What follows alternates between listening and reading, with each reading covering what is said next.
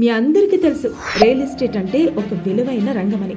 అలాగే ఇక్కడ సక్సెస్ అందుకోవటం ఎంత కష్టమో కూడా మనందరికీ తెలుసు.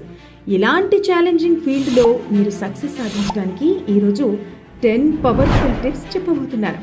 ఫస్ట్ వన్, బేసిక్ రూల్స్ ఏంటో తెలుసుకోండి. డిటిసిపి, హెచ్ఎండిఏ వంటి లోకల్ బాడీల యొక్క ఖచ్చితమైన నియమాలు తెలుసుకోవాలి.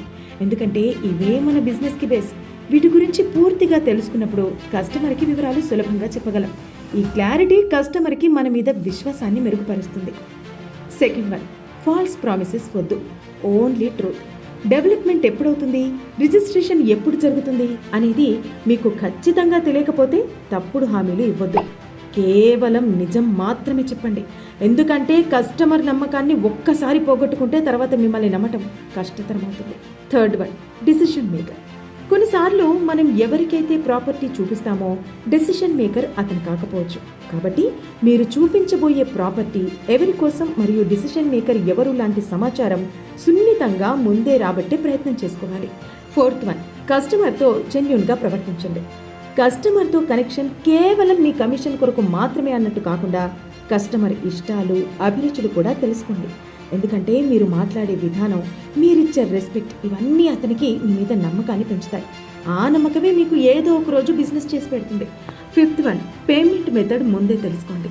ఎవరు బ్యాంకు ద్వారా చెల్లిస్తారు, ఎవరు నగదిస్తారు, దీన్ని ముందే అడిగి తెలుసుకుంటే బెస్ట్. కొన్ని సందర్భాల్లో మోడ్ ఆఫ్ పేమెంట్ని బట్టి అడిషనల్ డిస్కౌంట్ ఇచ్చే ఛాన్సెస్ కూడా ఉండొచ్చు.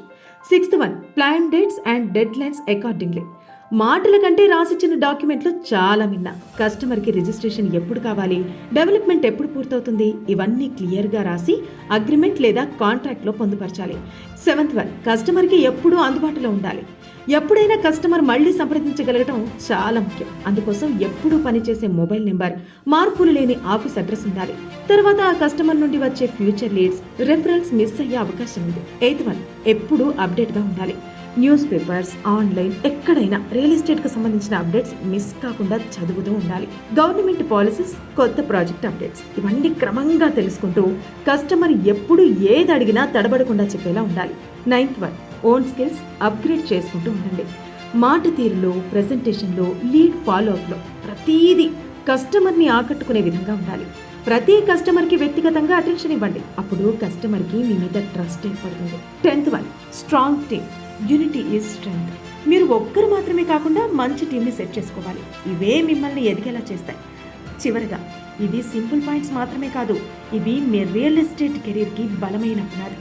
మరిన్ని చిట్కాలు, విలువైన రియల్ ఎస్టేట్ సలహాల కోసం మా ఛానల్ని ఇప్పుడే సబ్స్క్రైబ్ చేసుకోండి. Thank you.